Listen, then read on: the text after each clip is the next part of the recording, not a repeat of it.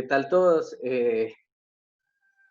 Pues nos ha tocado esta situación y nos toca ser parte de todo este tiempo, de todo este proceso y de lo que estamos viviendo en este momento. Es sin duda algo que va a cambiar en la humanidad, que va a cambiar las condiciones, que va a cambiar la forma de ver la vida, que va a cambiar la forma de gobernar, que va a cambiar la forma de la economía, de la política. Yo creo que este es un tiempo y esta situación que nosotros estamos viviendo y la cual somos testigos, va a cambiar muchas cosas en el globo. Y nosotros tenemos en este momento la oportunidad de decidir si somos parte o no de ese cambio. Escucharlos durante todo este tiempo, escuchar las canciones, escuchar los testimonios, escuchar las oraciones, saber de todos ustedes a través de los chats y todo lo que ha venido sucediendo, mm, me ha puesto bastante a pensar en muchísimas cosas y tomaba yo notas ahora de todo. Y bueno, la noticia es que esto se alarga 15 días más, hasta el 12 de abril, que el estado de alarma prosigue, que ya es algo oficial, que vamos a tener que estar 15 días más en las casas. ¿Y qué es lo que vamos a hacer? O sea, ¿qué es lo que vamos a hacer? Eh, Primero nosotros mismos, ¿qué vamos a hacer? ¿Qué vamos a hacer con nuestras familias? ¿Qué vamos a hacer con, con nuestra vida interior, con nuestro crecimiento, con lo que nosotros vamos a vivir durante este tiempo? Esto finalmente demostrará el material del cual estamos hechos cada uno de nosotros y definirá eh, en mucha parte lo que va a pasar de aquí en adelante. Así que es normal que exista el temor y es normal que los sentimientos afloren. Es normal porque el propio Jesús, cuando fue al Getsemaní, padeció cosas, experimentó cosas, sintió cosas, tuvo miedo, tuvo angustia, sudó sangre, estaba triste, se sentía abandonado. Y es normal que ahora nosotros estemos frente a una situación que nos esté eh, transformando todas nuestras condiciones habituales y que está cambiando absolutamente todo lo que está sucediendo, pero que también en nuestro interior nos genera una incertidumbre tremenda y entonces estoy yo y me paro frente a una situación de estas y el miedo me petrifica. Y creo que no es algo que solamente haya experimentado yo, creo que todos hemos pasado por allí y hemos tenido temor de todo lo que está sucediendo.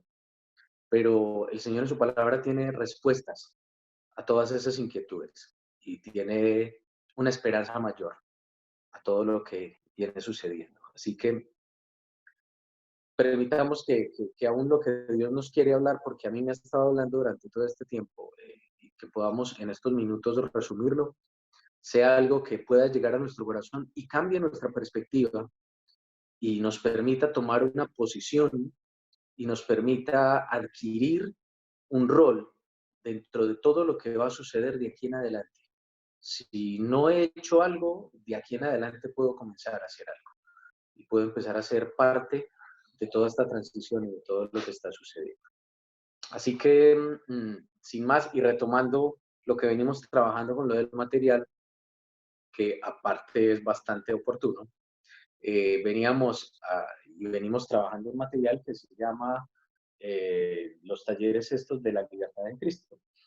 Y con eso que estábamos viendo, se puede empezar entonces a compartir aquí algo.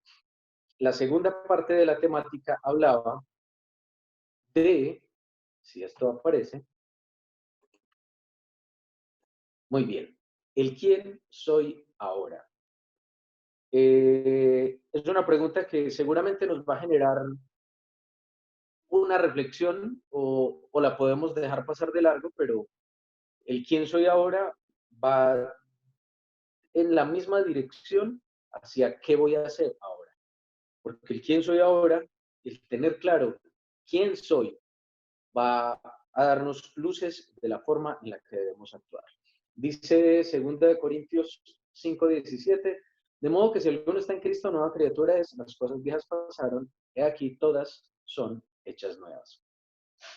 Frente a quién soy ahora, y si soy un hijo de Dios, y si he decidido rendirle mi vida a Jesús, y si he decidido entregarle el control y absolutamente todo lo que soy a Él, pues este pasaje está diciendo, si tú estás con el Señor, eres nuevo.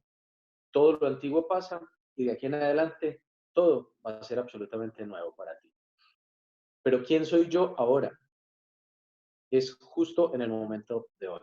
Dice otro pasaje de la Biblia que si antes éramos oscuridad, ahora sois luz en el Señor. Y el otro dice, Él nos libró del dominio de la oscuridad, nos trasladó al reino de su amado Hijo. Pero más aún, mas vosotros sois linaje escogido, real sacerdocio, nación santa, pueblo adquirido por Dios, para que anunciéis las virtudes de aquel que os llamó de las tinieblas a su luz admirable. Hay un común denominador en estos pasajes, y el común denominador tiene que ver con la luz, con la acción que hace la luz frente a la oscuridad. Dice que antes estábamos en la oscuridad, vivíamos en la oscuridad. Y obviamente, cuando nosotros estábamos sin Cristo, estábamos muertos. Y al estar muertos, obviamente la muerte tiene que ver con la oscuridad. Algo que me parece bastante particular es que con muchas personas con las que me relaciono en mi trabajo cotidiano es con personas que están metidas en el mundo de la creación, de los videos, del cine y demás. Y me parece muy particular que siempre que se habla del concepto de apocalipsis, se está hablando de un concepto que tiene que ver con fin, con muerte, con destrucción, con el fin del mundo. Y nosotros mismos nos hemos creído que el apocalipsis tiene que ver con eso. Y ahora uno ve las noticias y se habla de, es que esto es una situación bastante apocalíptica. Y lo que está pasando es bastante apocalíptico. Y las filas en los supermercados y las calles desoladas. Y hasta personas que hacen referencia a que salir ahora a pasear por el perro y encontrar las calles abandonadas es como ver a Will Smith en la película Soy Leyenda, donde solo salía con su perro. Y entonces todo lo asemejan a que el apocalipsis es algo tremendamente destructivo y que entonces va a ser el fin y va a acabar con todo. Pero esta semana estuve leyendo, estudiando y viendo de qué se trataba el apocalipsis, más allá del libro que nosotros tenemos al final de la Biblia, donde a Juan se le revelan una cantidad de cosas, y el apocalipsis, la palabra apocalipsis en el término griego significa descubrimiento o revelación. Descubrimiento o revelación, que fue lo que le pasó al apóstol Juan cuando se le reveló todo y él lo escribió. Pero la sociedad lo ha llevado a otro lugar y lo ha llevado al lugar de es muerte, es destrucción, es el fin, es que todo se va a acabar. Y ahí encuentro yo un primer punto por donde nosotros como hijos de Dios podemos empezar a ingresar a las demás personas. Todos estamos sintiendo desesperanza, todos estamos sintiendo angustia, todos estamos experimentando lo mismo. Hijos de Dios y los que no, o sea, creyentes y no creyentes. De hecho, la Biblia habla de que el sol está para justos y para injustos, ¿cierto? Y nosotros estamos y hemos sido parte de estos no creyentes en algún momento, pero ahora entregamos nuestra vida al Señor y ahora somos creyentes y ahora somos hijos de Dios y todo esto también nos está tocando. Y dentro de nuestra iglesia hay gente que ya se está viendo afectada y está siendo tocada por toda esta situación. O sea, no solo hablemos de la situación de trabajo laboral y todo lo que sucede, sino también la enfermedad que está tocando. Hay miembros de nuestra iglesia que están siendo tocados por la enfermedad. O sea, que el hecho de ser cristianos no nos hace inmunes a, no somos inmunes. Esto hace parte de nosotros. Y tenemos que jugar a favor de esto. Y tenemos que poder tomar estas cosas y jugar a favor de esto. Y cuando el planteamiento de que el apocalipsis llega, es simplemente un término y es una idea que yo presento como para podemos llegar a las demás personas hablando de que el Apocalipsis es una revelación, pero es una revelación del plan supremo de Dios, de lo que Dios quiere hacer, de la muestra de amor más grande que existe, que fue que entregó a su Hijo para que fuéramos salvos. Y aquí entonces nos vamos a la segunda parte y es pensar, ¿quién soy entonces? Porque esto me tiene que poner en perspectiva. Porque si yo no estoy en la perspectiva correcta, entonces difícilmente voy a poder transmitirle a las demás personas qué es lo correcto. Dice, y seguimos avanzando, somos santos, mas no pecadores. El versículo de Romanos 5:8 dice, cuando todavía éramos pecadores, Cristo murió por nosotros. Este versículo lo que nos está dando a entender es que Él muere por nosotros cuando éramos pecadores y habla en tiempo pasado del que éramos, porque ahora que recibimos a Cristo ya no lo somos. ¿Que podemos cometer pecados? Sí. ¿Que eso nos hace pecadores? No, porque el hecho de que yo haga algo no significa que yo sea algo. El hecho de que yo salga a la calle y practique el correr durante 1 o 2 horas diarias no me hace un runner para correr una maratón de 42 kilómetros. No, no me puedo yo declarar como atleta y entonces me inscriban en una gran carrera porque simplemente hago 1 o 2 horas de runner. No, el hecho de que cometa pecados no me hace un pecador, porque lo que el Señor nos está diciendo es que somos santos porque Él murió por nosotros. ¿Y por qué? Porque es que fue un regalo que recibimos de Dios simplemente porque a Él le nació, porque Él nos amó. Somos salvos por gracia y la gracia es que es un regalo, es una dádiva, es algo que proviene de Él. Entonces, ¿quiénes somos? ¿Somos santos? Sí. ¿Pecadores? No. Dice, éramos pecadores. Entonces, ¿qué soy ahora? Ahora que soy, dice, al recibir a Jesús, dejé mi condición de pecador perdonado y ahora soy un santo redimido. Y eso suena muy bien, pero ¿a qué se refiere el concepto de el santo? ¿Qué significa? El santo, entonces, es alguien que está santificado, o sea, que es alguien que está apartado, es alguien que está siendo puesto de un lugar a otro. Antiguamente, a los que no les cortaban el cabello, entonces eran nazareos y no se podía pasar su cabeza y era alguien como apartado para algo. Pero también en otras culturas habían separado o separaban niños o niñas que tenían que cumplir otras funciones y tenían que ser vírgenes y demás. O sea, siempre ese manto de santidad y de cosas particularmente especiales porque van a cumplir una labor digna, estaba en personas que no tenían mancha. Pero nosotros decimos, vaya, pero es que sí, yo estoy siendo santificado, pero es que yo peco y es que yo cometo errores y es que yo la embarro y es que yo hago cosas que no deben ser. Sí, pero es que ser santo también significa ser alguien justificado. Y cuando se habla de justificado, es que la justificación tiene que ver con el acto de que la sangre de Cristo es la que me está lavando a mí siempre. Y entonces tenemos que ir allí y pensar y reflexionar en el momento en el que Cristo estuvo en la cruz. Una canción de Alex Campos dice, sangre y silencio fue el precio y fue el costo de mi vivir. La sangre de Cristo y el que haya enmudecido en la cruz y el que haya derramado su sangre por mí es la que hoy por hoy me justifica. Es la que hoy por hoy me da un valor diferente. Es la que hoy por hoy me da una identidad diferente. Y me transforma de ser un pecador a ser un santo. Paso de mi condición de pecador, de muerto, porque estaba viviendo en muerte, a ser un hombre santo. Ahora en la alabanza estuve tomando notas de las canciones y veía que con la canción Levántate y Sálvame, y voy a utilizar aquí la chuleta. Tomaba nota y decía la canción, no temeré, en ti confiaré. Pasan todas estas cosas que están sucediendo y es normal que digamos, se está llegando el fin de mes, ¿qué va a pasar el mes siguiente para pagar la renta? Y hay un temor. Eh, eh, Alguno de nuestra familia se infecta en Colombia o alguien aquí cercano de los del cuerpo se infecta con la enfermedad y uno dice, uff, qué miedo. Tenemos una amiga aquí en común que vive en el piso del frente, diagonal, la puerta diagonal, que es enfermera. Entonces, yo en algún momento sacando a Dakota de paseo digo, ¿y si la encuentro, será que la saludo de pico o no? ¿O le paso lejos? Porque como es enfermera y trabaja en un sanitario, y entonces pueda llegar contaminada y entonces el temor llega a mí y digo, yo, uy, ¿y cómo voy a enfrentar yo esta situación? Miércoles.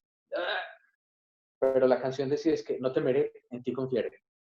Y lo declaramos y lo decimos, y porque pues, es el acorde de la guitarra de Jorge que lo hace muy bien, y digo yo, tú eres mi escudo, mi fortaleza, mi salvación está en ti. Pero ¿qué de todo eso realmente hace parte de lo que yo creo y de lo que normalmente mi boca está declarando? Si solo es en el momento en el que los acordes de la guitarra me están acompañando o en el que cuando pongo el Spotify o el YouTube y estoy escuchando las canciones y siento paz y tranquilidad, o si esto realmente es algo que como dice el Salmo 27, es una declaración de confianza. Si será que entonces yo estoy así de confiado, o sea, mi condición, ojo, mi condición, porque estamos hablando de quién soy, mi condición como hijo de Dios me permite vivir así de confiado, estoy así de tranquilo, estoy siendo una persona tan consecuente, tan coherente entre lo que digo y lo que hago, entre lo que pienso y lo que expreso. Otra canción decía, el de Hay libertad, dice, las cadenas de la muerte quitó, no hay condenación. Era esclavo del pecado y él me libró y me redimió en la cruz. Rompió mis cadenas, me dio vida nueva. Pero la angustia de este tiempo nos está haciendo esclavos. Y quiero llegar a todo esto porque Primera de Pedro 3:15 dice, en muchísimas versiones lo tengo aquí abierto, y dice, nueva traducción viviente, en cambio, adoren a Cristo como el Señor de su vida. Si alguien les pregunta acerca de la esperanza que tienen como creyentes, estén siempre preparados para dar una explicación. La versión de la Reina Valera, que es la que conocemos, sino santificad a Dios el Señor en vuestros corazones, y estad siempre preparados para presentar defensa con mansedumbre y reverencia ante todo el que os demande razón de la esperanza que hay en vosotros.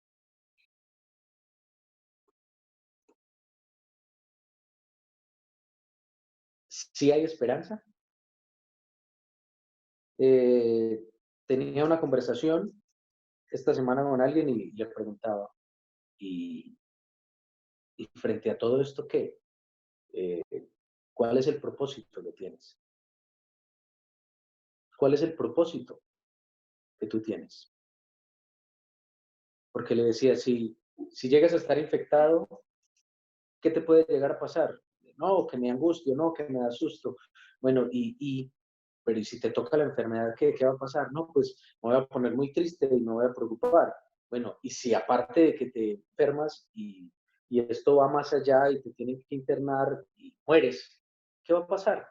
No, no, no me quiero morir, es que no quiero. ¿Pero por qué? No, porque no quiero, es que no quiero. Me da mucho miedo. Obvio, es normal que tengas temor, pero ¿por qué? Y cuando le pregunto, ¿y cuál es el propósito de tu vida? Me dijo, no sé, no sé.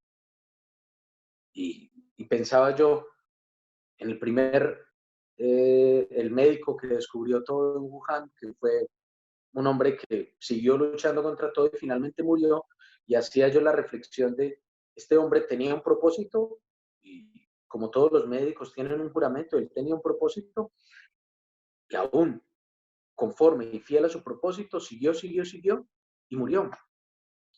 La sanitaria, la médica, la enfermera que ya murió aquí también, también tenía claro su propósito. Hasta los guardias civiles, los dos que han muerto, también tenían claro su propósito y estaban sirviendo a la comunidad y en pos de todo se afectaron y murieron. Pero, ¿y nuestro propósito? ¿Cuál es nuestro propósito? ¿Lo hemos descubierto o no lo hemos descubierto? ¿Lo entendemos o no lo entendemos? Y difícilmente vamos a entender cuál es nuestro propósito cuando ni siquiera tenemos claro quiénes somos. Soy santo. Soy santo, no pecador. Dice, mi condición cambia. Soy una nueva criatura. Eso es lo que dice la Biblia. Pero vamos, el título dice, serás derrotado si no te das cuenta de que eres una persona totalmente nueva. Y todo lo que les he estado diciendo tiene que ver con esto. Nuestra propia visión, la forma en la que nos vemos ante Dios, determina la forma en la que actuamos sobre la sociedad. Puedo emocionalmente decir, sí, soy un hijo de Dios, sí, confío en ti. Puedo, en medio de la crisis y la angustia, aferrarme a la palabra de Dios y empezar a repetirla y a repetirla y a repetirla. Pero quién sabe hasta dónde tengo yo claro realmente quién soy.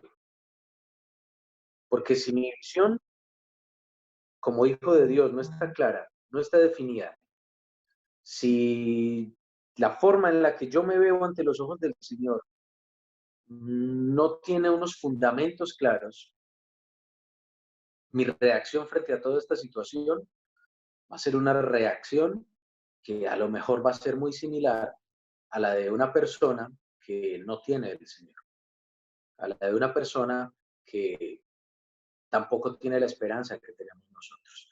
Y lo que estoy diciendo no es, no, entonces no nos tenemos que preocupar o no tenemos que tomar las cosas con seriedad, no.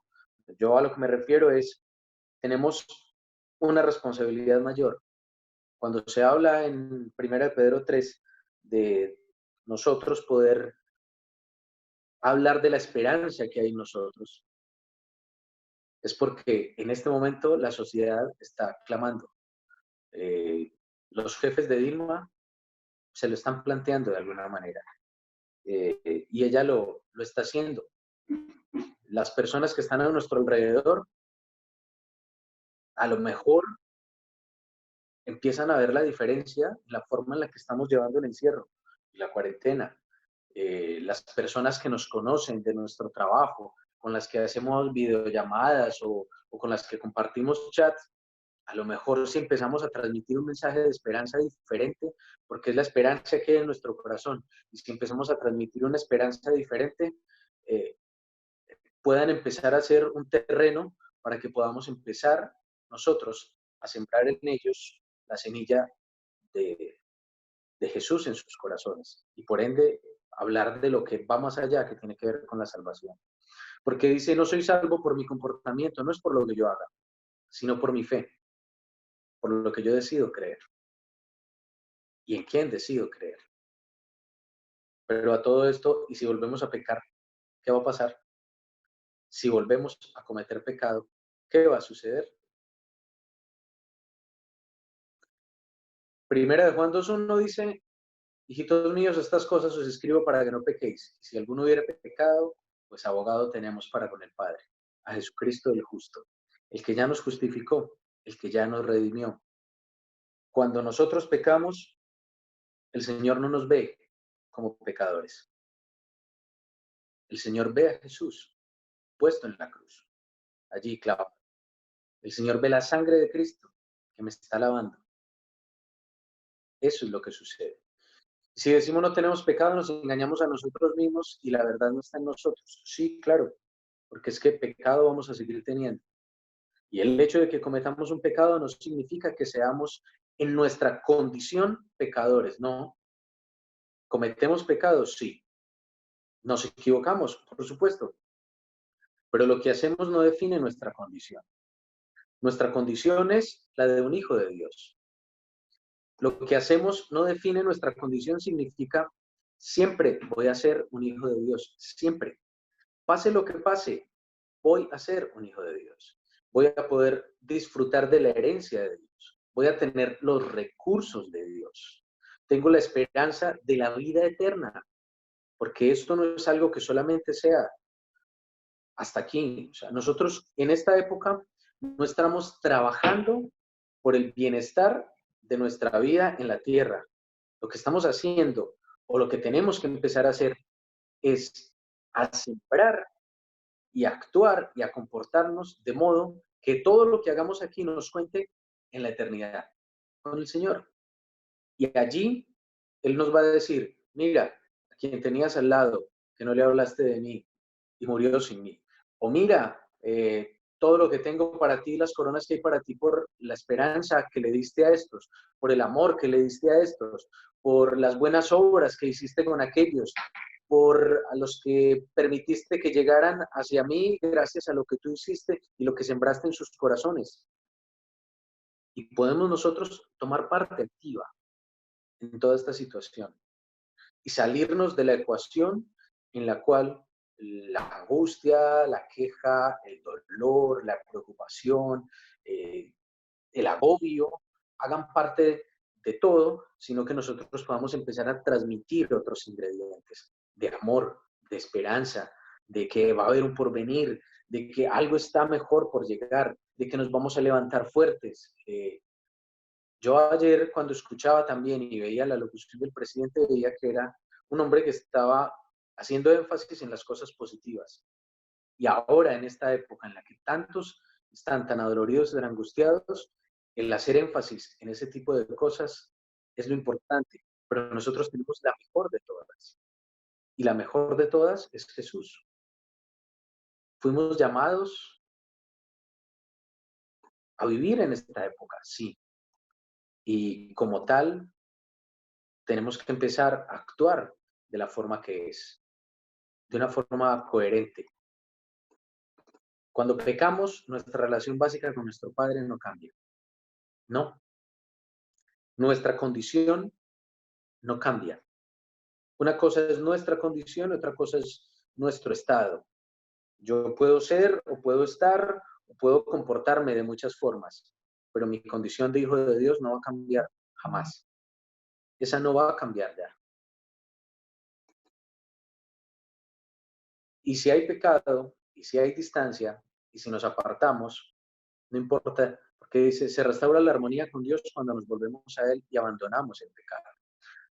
Si reconocemos que hicimos algo mal, o sea, confesamos nuestro pecado, y si nos alejamos del pecado, o sea, cuando hay un arrepentimiento.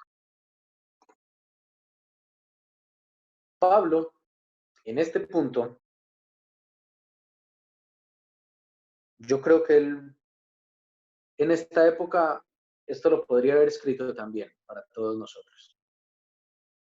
Filipenses 3, del 7 al 14, dice, pero cuantas cosas eran para mí ganancia, las he estimado como pérdida por amor de Cristo. Y ciertamente aún estimo todas las cosas como pérdida por la excelencia del conocimiento de Cristo Jesús, mi Señor, por amor del cual lo he perdido todo y lo tengo por basura para ganar a Cristo y ser hallado en Él, no teniendo mi propia justicia, que es por la ley, sino la que es por la fe de Cristo, la justicia que es de Dios por la fe, a fin de conocerle y el poder de su resurrección y la participación de sus padecimientos, llegando a ser semejante a Él en su muerte, y si en alguna manera llegase a la resurrección de entre los muertos. No que lo haya alcanzado ya, y que sea ya perfecto, sino que prosigo por ver si logro hacer aquello para lo cual fui también asido por Cristo. Hermanos, yo mismo no pretendo haberlo alcanzado ya, pero una cosa hago, olvidando ciertamente lo que queda atrás y extendiéndome a lo que está delante. Prosigo a la meta, al premio del supremo llamamiento de Dios en Cristo Jesús. Lo estimo todo como pérdida, dice, y no le importaba morir, porque él sabía que más allá de lo finito de este tiempo, de lo limitado de esta época, por angustiosa que pueda ser, estaba la eternidad. Y esto no es una invitación a que no nos importe lo que pasa a nuestro alrededor, sino a que tengamos una visión con una perspectiva mucho más amplia, que no nos quedemos simplemente en pensar que podemos ser víctimas de esta situación, sino que por el contrario, podemos superar esta situación. Y si nos llegara a tocar, al punto de que tocara nuestra vida, pues tenemos una ganancia, todos nosotros. Y es que sabemos que nuestra esperanza está puesta en el Señor y que vamos a ir a encontrarnos con Él y que vamos a vivir en la eternidad. Eso ya debería ser un punto de ganancia y no es para quitarle presión o para quitarle peso a que ahora nos puedan dar buenas o malas noticias. Seguramente si a mí me llegan a plantear un escenario catastrófico en mi vida, yo mismo me pondré supremamente mal. Pero entender y tener esto en perspectiva y saber que aún lo que tengo hoy por hoy lo tengo que estimar como pérdida, porque lo mayor que puede haber en mi vida es tener a Jesús y saber que cuando deje esto es porque voy a ir a estar delante de Él en su presencia, tiene que variar un poco y cambiarnos un poco el sentido de todo. Hay la oportunidad de vivir de esta manera. En medio de la oscuridad podríamos, si lo queremos. Esto es una forma. Esto es lo que pasa y es lo que está sucediendo. Y no se asusten si no ven nada, pero a esto es a lo que nos hemos enfrentado siempre, a un mundo de tinieblas. Y de pronto hay una pequeña luz. Y yo defino si la luz que va a iluminar es así de corta, es así de básica.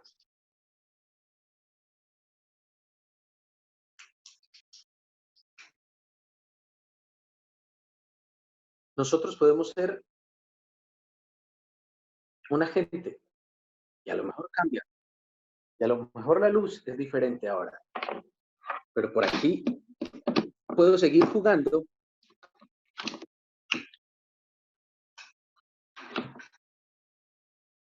y esto, y a lo mejor no se define todo. En el cine le llaman clave baja o claro oscuro, pero esto tampoco nos define. Y podemos pensar en que esta es la forma correcta. Nosotros tenemos la oportunidad de ser luz. Hablábamos desde el inicio en los versículos y había un común denominador y era la luz. Y somos llamados nosotros a ser luz. Pero nosotros definimos cómo vivimos con esta luz. ¿Cómo hacemos? Si queremos seguirla llevando debajo, escondiéndola, si la queremos poner en el lugar que es, tenemos la oportunidad de ser luz. Las cosas son mucho mejor así. Cuando tenemos la oportunidad de ser parte de, cuando permitimos que la luz del Señor sea la que ilumine el camino. Pero somos nosotros quienes definimos finalmente quiénes somos ahora. Hijos de Dios, santos, o hijos de Dios angustiados, temerosos, que van y se esconden, porque a lo mejor su fe y su esperanza no está tan bien fundamentada o tan bien cimentada. Lo único cierto es que somos vulnerables y que esto también nos toca, pero que nuestra responsabilidad no está en que estemos lamiéndonos nuestras heridas y en una con misericordia absoluta, sino que así como otros están dando la batalla por luchar biológicamente contra toda esta situación, nosotros tenemos que dar la batalla para que espiritualmente esta situación también cambie. Y para que estemos contados entre los soldados del ejército celestial que están proclamando el reino de Dios y que están trayendo esperanza a otros y a otras personas. Así que oramos y le damos gracias a Dios